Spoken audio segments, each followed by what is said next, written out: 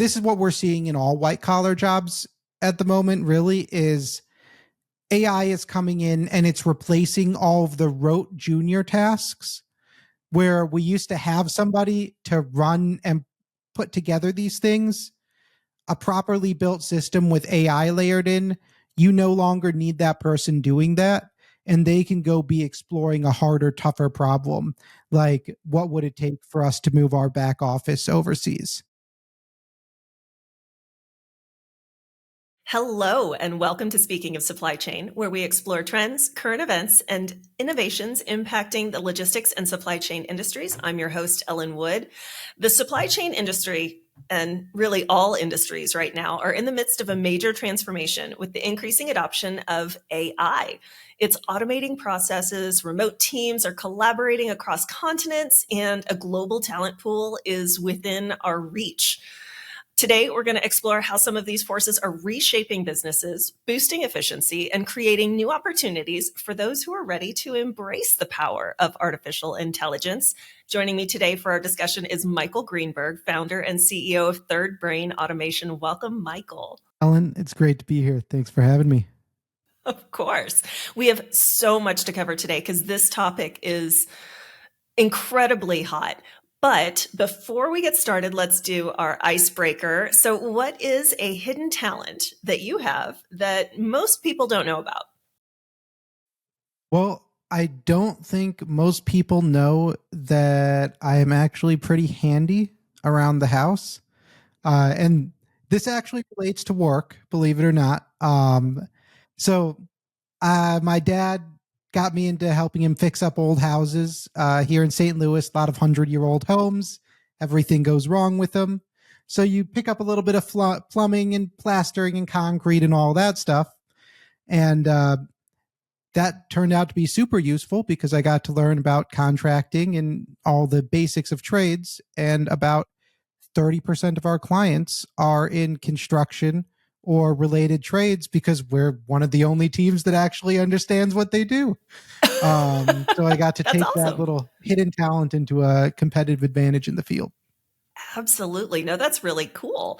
I'm thinking of mine. And so one of my, I don't know that it's necessarily a hidden talent or just like yours, a skill that I have that most people don't think as being a skill. I can change a tire really fast. I have had enough flat tires over the years. I was driving one day, and this was about 10 years ago. I was driving, it was rush hour, and a landscaping truck that was driving in front of me had a bunch of, bricks and refuse and trash in the back. And they hit a bump, and a piece of rock or brick or something bounced out of the back of the truck, and I couldn't avoid it. And I hit it dead on, and I just knew, I was like, oh, my tire's gone. So I pulled off the road into a parking lot, and it's rush hour. And I thought, okay, blonde woman, flat tire, rush hour, everyone sees me. Surely someone's going to stop. No one stopped, which was fine because I knew what to do. And I had that tire changed, and I was back on the road in 12 minutes. Yeah, I definitely could not change a tire in 12 minutes. I think I would be lucky if I was done within 25. I was so proud of myself. I was on my way to pick up my kids from daycare, and I got there, and I was only like 10 minutes late. He was like, "No, it's no problem. You're only about 10 minutes late." I was like, "I had to stop and change a tire." That's what this time was. Yeah, normally I got a flat is I'm going to be 2 hours late for most people if they're not canceling everything. Now, I will say that was back when I had a regular car, a sedan, and you can access the tire very easily in the trunk. And now I drive a minivan, and those take a little more time because just getting to the tire is a whole ordeal. But the actual changing of the tire can go very fast. You know what? It's probably apropos that I'm from Indianapolis and I have that skill. Maybe it just pit crew is in the water. It's got to be. It's the only way. It rubbed off on me. All right. So let's get back to our topic today, which is not changing tires. It is AI. And I want to talk about it in logistics first, supply chain and logistics. I'm sure you will tell me more about using AI in construction here in a little bit, but can you give our listeners a clearer picture on how it's already impacting the business landscape, maybe specifically supply chain? What are some of the practical applications that you're seeing and that your company is providing? So I think the one we see that every company that we work with that has a logistics or supply chain component is putting into place is the simplest one. And that is just taking all of the emails and records and creating a little, we call it a supply chain CRM, but in order to keep all their information organized and taking, whenever an email comes into our inbox related to anything that is an active shipment, we want that email associated and we want somebody notified immediately. And believe it or not, understanding an email to route it like that is actually a great use case of AI. Absolutely, because it's so easy to just parse the information that's in that data, in that file, and tell it to do something based on whatever criteria. I know that a lot of companies out there are experiencing AI from a different perspective. So more on the creative use, make a picture fun in Photoshop or in InDesign. I mean, I play with that one myself. Help me write this article. Help me, make this more interesting, help me make this engaging, change the tone or the voice on something when it's generative AI. But when we're talking about businesses, we're talking about really just utilizing the data that they have on hand, and probably more than they even realize they have. I mean, we've got so much data accessible to us now. What are some of those challenges that supply chain professionals might face when it comes to adopting that? Is it an issue of not understanding what the possibilities are, or misunderstanding how the use case is relevant? So I'm gonna drop I think a buzzword that we've all had an executive tell us we need, and that some of us have and are lucky to have, and some of us want and don't have yet. That's a control tower. Of course, yes. In order to actually have that control tower, in order to use AI on like the data you have, the problem is normally the same one for both. And that's, you don't actually have infrastructure that allows all your data to be connected and stored in a single place. So that way you can build anything else on top of it. So for us, every time it's, oh, we want to be able to track this metric, or we want to be able to see these pieces combine, and we're going to go in and we're going to find out, oh, your ERP doesn't talk with your CRM, or you have a specialized manufacturing tool that it doesn't talk with anything else. Whatever it is, you do not have, I guarantee, a unified data layer, some warehouse, some data lake where we can actually combine the business information effectively. How do they go about getting that? A lot of work. So it's a multi-step process. First, we're going to document the way everything is set up now and the capabilities of existing tools. So that first capabilities audit is going to allow us to determine, can we do this with the tools we have in place right now? If not, what are we able to do? And what tools would have to change in order for us to make this possible? Once we know that, then we can design a solution for the company's specific stack. And generally, that's going to be either some sort of like Airtable or no code, low code middleware solution where we're just getting everything unified and talking to each other using this tool. Or it's going to be us, oh, we actually have all the pieces in place, everything's good. Let's layer in some sort of data warehousing solution, and then let's go and build that AI analyst or other pieces on top. So it's that you got to build the foundation. And once we've got a foundation, then we can start stacking the individual uh, digital technology components on top that actually make our work easier. So, speaking of that work, what types of use cases are being used? Let's talk about supply chain first. So, I've heard of forecasting demand, optimizing routes, managing inventory, but we already have some tools for those things. What does AI bring to it that's more intelligent than what some of these individual tools might be able to do? Yeah. So the way to think about this is that AI is going to allow you to take all of these individual tools and combine them through one interface, first off. But two, it is going to allow you to do more complex analysis on top. So let's not just forecast, but let's forecast these three scenarios. Right. An AI could say, oh, I need to do scenario one and then change these four variables and do scenario two. And you don't have to go through explaining all the various steps, so long as you have some sort of robust forecasting process in place or a tool that the AI can call upon to actually do that work. And I think this is what we're seeing in all white collar jobs at the moment, really, is AI is coming in and it's replacing all of the rote junior tasks where we used to have somebody to run and put together these things. A properly built system with AI layered in, you no longer need that person doing that. And they can go be exploring a harder, tougher problem. Like, what would it take for us to move our back office overseas?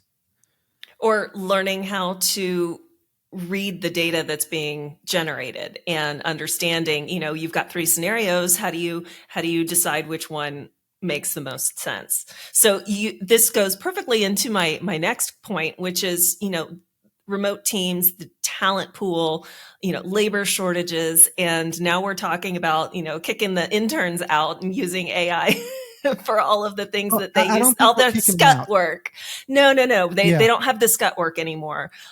So it gives certain advantages, but it does take away a lot of that practice. And it's not that you couldn't still make an intern or, a junior person go and do some of these things to learn and to have that experience. But when it comes to those mission critical business decisions, you don't have to wait for that to happen. You can have already done it and let them run the exercise. But what's it doing to our labor pool? And how is it changing that landscape for those, those newer, younger professionals? In order for us to use AI, everything has to be digital. In order for everything to be digital, we can move a role remote.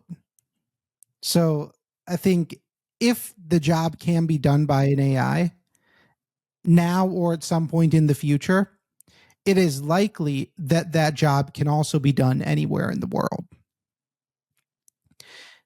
There is very little advantage to that in logistics and supply chain. These are some of the few professions that actually have benefit to understanding the regionality and the geography. And so I think, at least in supply chain, we're going to see teams spread out more across the supply chain and then have more of the communication and reporting handled by these AI tools and automations in between, because that intern will learn more and be more valuable to the company if they're working out of the warehouse. And they can understand what's actually happening on the ground rather than being locked up in an office doing Excel all day. True. Well, and the supply chain it's physical. I mean, it's products moving from A to B to C to D, and you have to be there to touch it, to move it, and all of those positions are never ever going to go away. I don't care how many autonomous vehicles we have; people have to be there. So I love that this industry has a little bit of a protection for that there are always going to need human beings, human people, but that we're also embracing some of this newer technology and this newer availability of information. So what key steps should a company take? I mean, you've already talked about, getting a control tower, getting all of their data to talk to each other, or all in one place if the disparate systems don't talk to each other. What else do they need to do to prepare for using AI to make decisions in their business? It's not, I mean, once they have all the information available to them, all the data is available, how do they prepare for that? Because that's going to be a major shift, a severe change to the way they go about doing business. What things should they look out for? Well, they should probably have a lot of flowcharts being made. Another great intern task, make flowcharts of how we make every decision, how we do every process. Decisions in particular are important. We already have platforms we can deploy for customers that allow you to do decision intelligence, drag and drop, if this, then that, pull all of your data from every reporting tool in, and build automated decision trees to manage processes. That is entirely possible now.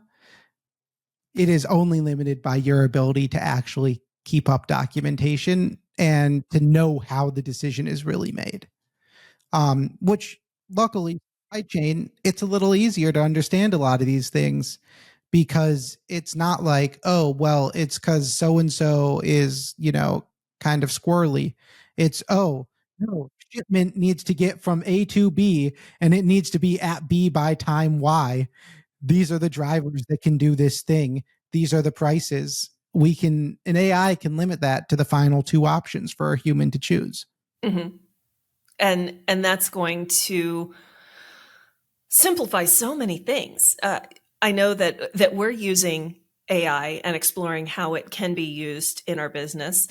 In marketing, honestly, it's a lot of the generative content creation, and that is super exciting for me. I love trying it. I love playing with the generators and seeing what they're able to do, but also, as you said, the process automation and process mapping. I've done process maps for my own activities, and what's the best way to go about doing this? These are the 10 things I need to do, and this is all of the work that comes after that. So it's able to help me organize my own work and organize the things that I need to get done in such a quick way that then I have time to do them.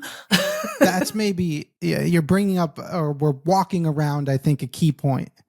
And that's AI is not replacing anyone's jobs at this point.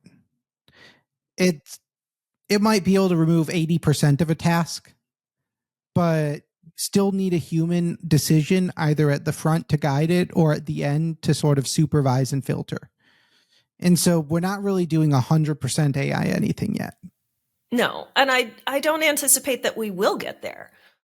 Yeah, not for anything like physical or anything really that important. Like content, I think we can get to 100% AI tweets.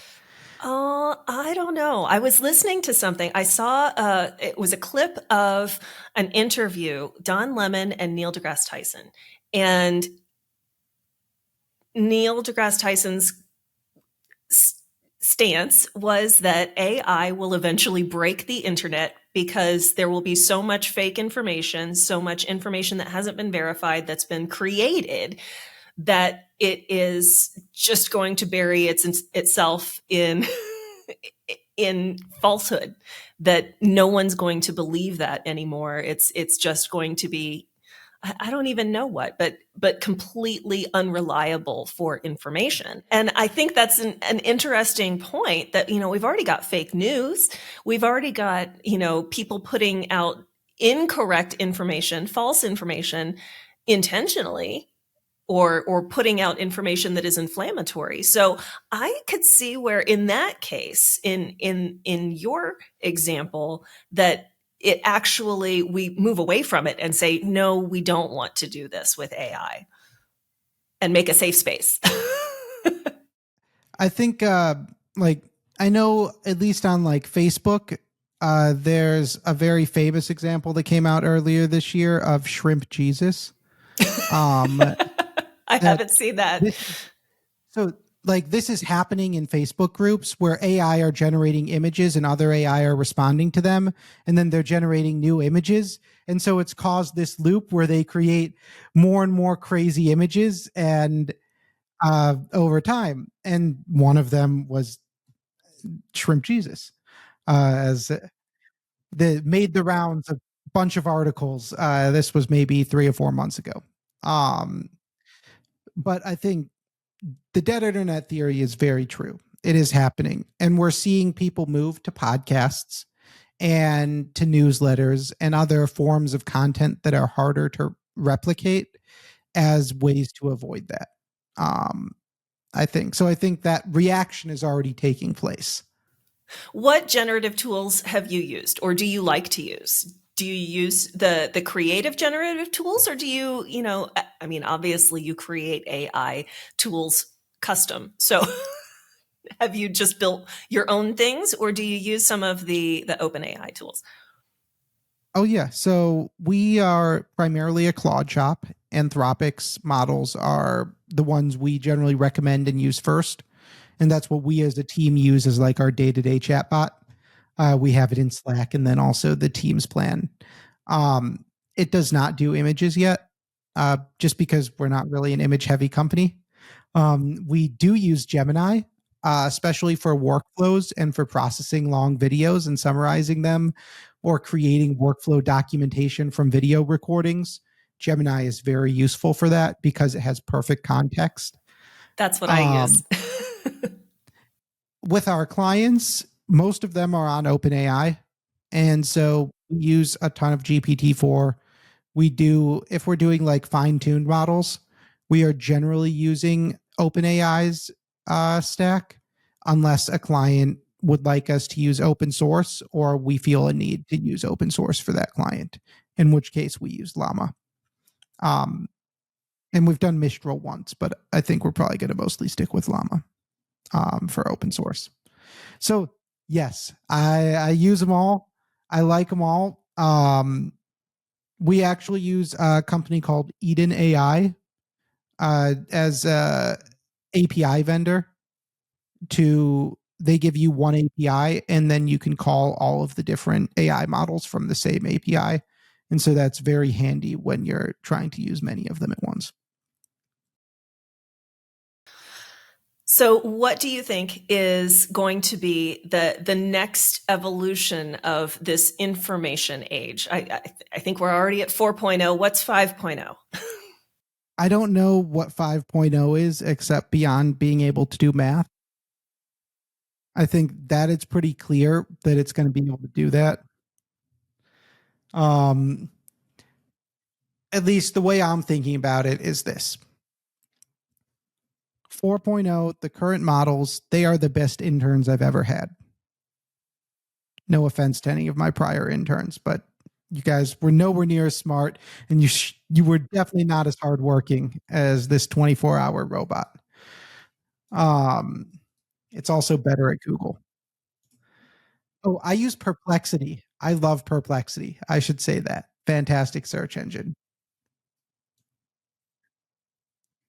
Yeah, super fun. But back to the topic.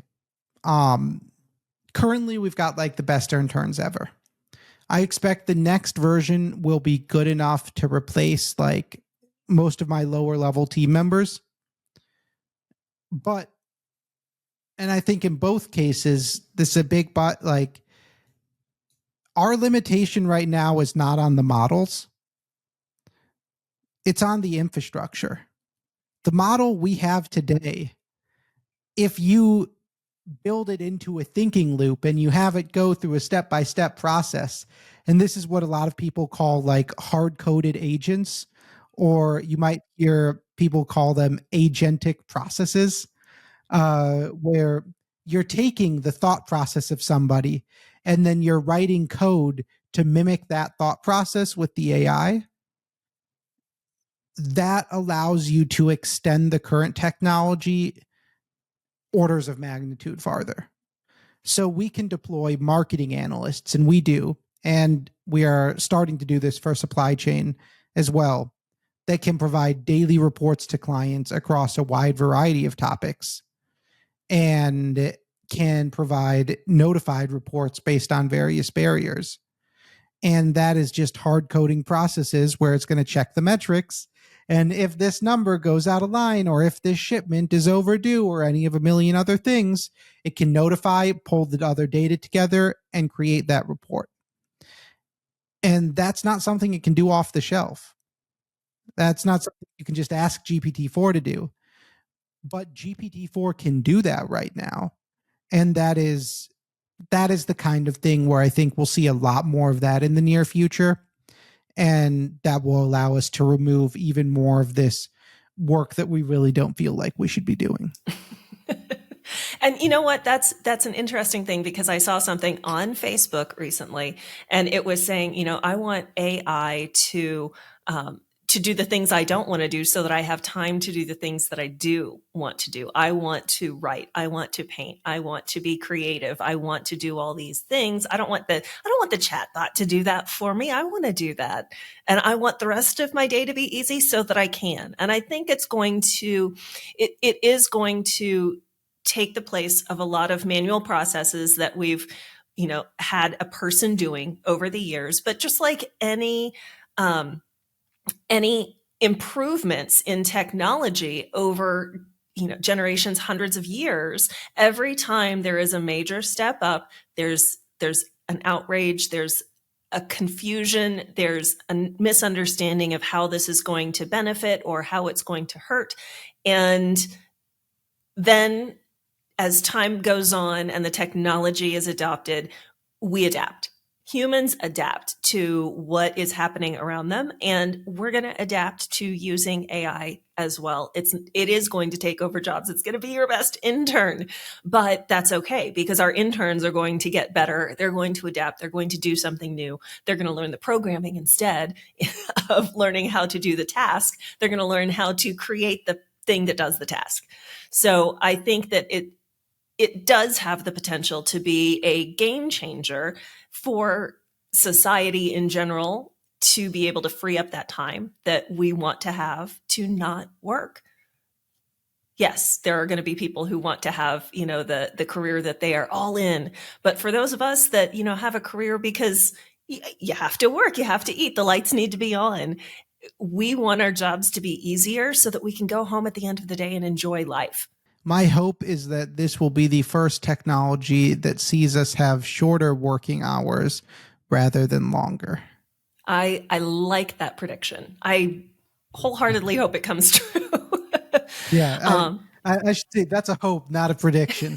There is too much evidence to the contrary. I'm pretty sure it's not going to happen in my working lifetime, but perhaps for our children, there is hope. Fingers crossed. Thank you so much for joining me today and talking about where AI is in our ecosystem, in our business. I want you, so you've talked this entire time about supply chain, which I know my listeners deeply appreciate, but you mentioned something earlier about automating information in an industry where that's just not normal. And it was the construction industry. So tell us a little bit more about that, because that sounds fascinating to me. Yeah, well, construction is really project management, and then making sure somebody's there every day and that things aren't being done like terribly wrong. Um, and it's a lot of project management, I should say. Like people don't It's a understand ton. construction is 90% project management. Yes, but also the result, the product of construction is so artistic, so tactile. It's creation of something. It's not just moving something from A to B, it is building something. How does it work for that? Well, we don't really touch most of that. That's a big part of the key. We're not going to change the way somebody stacks bricks. There are companies doing that. You can go call Brett Adcock, see if you can get yourself a Figure 2. They just opened the announcements. That thing looks like it can stack bricks. We're not building a brick stacker, but it is pretty easy for an AI to look at a photo of concrete and tell you if there's cracks in it. And so if you're a concrete slab pouring company and you want to make sure every one of your slabs has no cracks when you're done, or you want to make sure there's no air bubbles potentially before it's done, you can take a photo and an AI can look at that photo and it can tell you if it thinks there's anything there. And it's not always going to be right, but it can be 85, 90% right without fine tuning. And it can do the same thing on safety violations. And that's probably a higher percentage than a human could do. So it can do the same thing on safety violations. It can do the same thing on a lot of different steps in the quoting process when customers are sending in images. And so it's, at least in construction, the trick is finding out where the edges are. And those edges are mostly related to, we can do some of the things that have to be done in the field, but you still need somebody to take the photos. And a lot of it we just can't touch. And we know that. And we've got to educate their team on, these are the buttons you press to do this thing. This is how you take the photo. This is how you upload the report. And then the rest is automated. And so for them, they understand we have to do less paperwork. We have to do less other things if we follow this process. And then for the back office team, for the ownership, they can improve their collections, they can improve their processes, and they can get more done. Interesting. I am so thrilled with all of the different areas where AI can do something. I mean, you were just talking about checking for imperfections, but what if it can do an analysis of those photos that the customer send in and generate a quote based on what the repairs are actually needed, which again, if it has a higher accuracy looking at those photos than a human would, you're going to get more accurate quotes to your clients. You're going to be able to tell them exactly what's wrong. And obviously you do need a human to follow up after that. You can't just rely on the AI, parsing that information in that digital image. You have to have a person go out there and touch it and feel it and verify it. But if you can take out 80% of the pre-work and the interpretation and analysis that human brains are faulty at a lot of the time, or just our eyes can't see that level of detail that these digital images are able to, and that the AI is able to read. So it's not that the person isn't trying, they're not knowledgeable. It's that our eyes are limited. And if it's able to generate that level of work, that's amazing. We are edging more and more into the on-site use cases. One, as the tools get more advanced, but I think our biggest barrier that we're finding is as the teams in the field get more advanced, we are able to show them how to use more tools. All right. So it's an evolution. Yeah. I mean, I could see something like this supply chain has, like codes to actually track materials already across wide distances. I also know that occasionally people keep the thing that you scan and they remove some other pieces as a way to avoid registering losses, so they can resell those off market and things like that. And that is a case where, if we have a picture, and we've done this with a client who owns some restaurants. They have a camera in their walk-in, and so they know what it should look like roughly, and it can check and be like, has anyone entered and changed anything in the walk-in in X period of time, which would allows them to track, we can very quickly figure out if somebody came in and stole a box of chicken tenders. We can very quickly figure out who did it when, and the AI is going to tell us the rough time period. Interesting. Yeah. It's a lot of this like supervisor stuff is what we're finding in the field. Well, I appreciate that it is going to poach as many supervisory positions as it will interns. Excellent. Yeah, this is an equal opportunity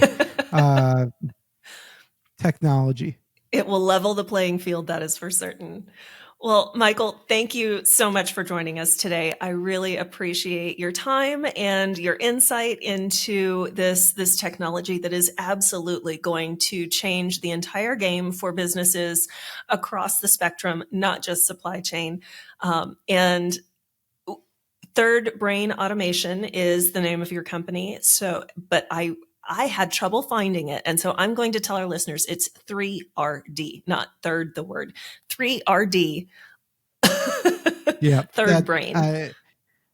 We own a bunch of the other domains too, but I haven't found all the spelling variations yet to pick them up and forward them. Well, it'll get there, I'm sure.